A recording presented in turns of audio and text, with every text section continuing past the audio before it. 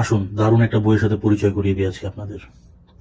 এই বইটা ভোলগা থেকে গঙ্গা কবি প্রকাশনী থেকে প্রকাশিত হয়েছিল, রাহুল সংকৃত্তায়নের। এই বইটাতে একজন গল্পকথকের গল্পের ছলে খ্রিস্টপূর্ব 3000 সাল থেকে শুরু করে দ্বিতীয় বিশ্বযুদ্ধের পরে 1947 সাল পর্যন্ত ইতিহাসের, বিশেষ করে এই দক্ষিণ ভারতের ইতিহাসের খুব গুরুত্বপূর্ণ অংশসমূহ তুলে ধরা হয়েছে।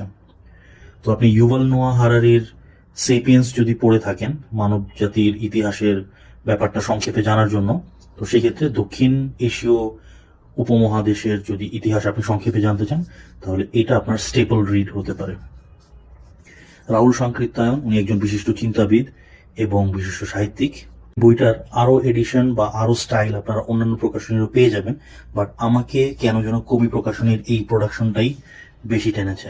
কবি প্রকাশনীর কিছু সিগনেচার এলিমেন্টস এটার মধ্যে আছে, দেন এটার মধ্যে কিছু ব্যতিক্রমী এলিমেন্টও আনার চেষ্টা করেছে তারা। ওভারঅল এই বইটা আমার খুবই প্রিয় এবং আমি মনে করি ইতিহাস সম্পর্কে যাদের আগ্রহ আছে তাদের এই বইটা অবশ্যই পড়া উচিত, বিশেষ করে দক্ষিণ ভারতীয় ইতিহাস সম্পর্কে পড়ার ক্ষেত্রে। বইটার প্রচ্ছদ, কোয়ালিটি, বাধাই সব মিলিয়ে একেবারে অনন্য।